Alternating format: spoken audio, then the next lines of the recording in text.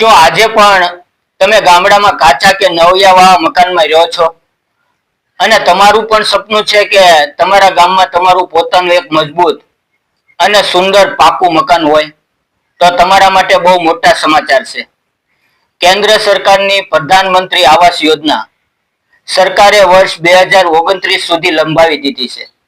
આજે આપણે આ વિડીયોમાં જોઈશું કે ગામડાના લોકોને સરકાર તરફથી કેટલા રૂપિયાની સહાય મળે છે, કોને કોને લાભ મળશે અને નામ કેવી રીતે નોંધાવવું. વિડીયો પૂરેપૂરો જોજો. ચાલો સૌથી પહેલા એ જાણીએ કે આ યોજના હેઠળ તમને કુલ કેટલા રૂપિયાનો ફાયદો થાય છે. જો તમારું નામ આ યાદીમાં આવે છે તો તમને નીચે મુજબના લાભો મળે છે. એમાં પહેલા લાભની વાત કરીએ તો તમને નવું પાક્કું મકાન બનાવવા માટે સરકાર સીધા તમારા બેંક ખાતામાં 1,20,000 રૂપિયાની રોકડા સહાય જમા કરે છે. અને બીજા લાભની વાત કરીએ તો સ્વચ્છ ભારત મિશન હેઠળ મકાનની સાથે શૌચાલય બનાવવા માટે વધારાના 12,000 રૂપિયા આપવામાં આવે છે. અને ત્રીજા લાભની વાત કરીએ તો મકાન બાંધકામમાં મજૂરી પેટે મનરેગા યોજના હેઠળ લાભાર્થીને આશરે 17,000 થી 18,000 ની વધારાની મજૂરીની રકમ મળે છે. આ આવાસ યોજનામાં બનેલા મકાનમાં મફત વીજળી કનેક્શન અને મફત ગેસ કનેક્શન આપવામાં આવે છે. મિત્રો, હવે જાણીએ કે આ યોજનાનો લાભ ગામડામાં કોને કોને મળી શકે.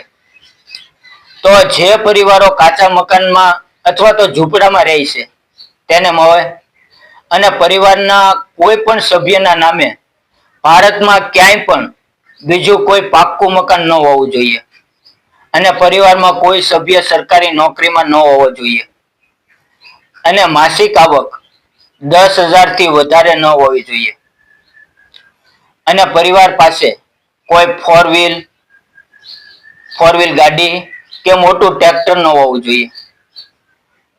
મિત્રો, ખાસ વાત યાદ રાખજો, નવા નિયમો મુજબ મકાનની માલિકીમાં ઘરની મહિલાનું નામ હોવું ફરજિયાત છે.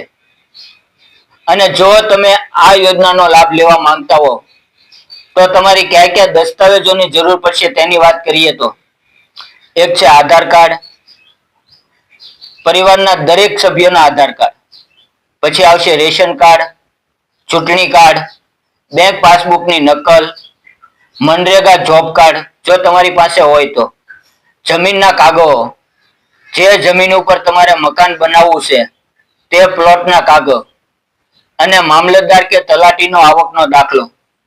હવે સૌથી મોટો સવાલ છે કે અરજી કરવી ક્યાં? તો મિત્રો, ગ્રામીણ આવાસ યોજના માટે તમારે કોઈ ઓનલાઈન સાયબર કાફે કે કોમ્પ્યુટર વાળા પાસે જઈને ફોર્મ ભરવાની કાંઈ જરૂર નથી. સરકાર દ્વારા ગામડાઓમાં ગરીબ પરિવારનો સર્વે કરીને લિસ્ટ તૈયાર કરવામાં આવે છે. તમારે તમારા ગામના તલાટી, મંત્રી અથવા સરપંચનો સંપર્ક કરવાનો રહેશે. તમારે તેમને પૂછવાનું છે કે આવાસ પ્લસ લિસ્ટ તેની અંદર તમારું નામ છે કે નહીં.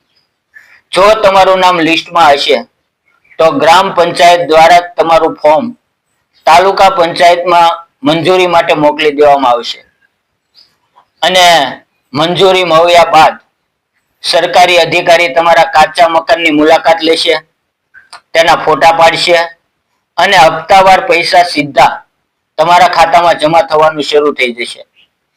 જો તમારો પાક્કા મકાનનું સપનું હજી બાકી હોય તો આજે જ તમારા તલાટી મંત્રીનો સંપર્ક કરો અને આ યોજનાનો લાભ લો. જો તમને આ માહિતી ગમી હોય તો વિડીયોને લાઈક કરજો.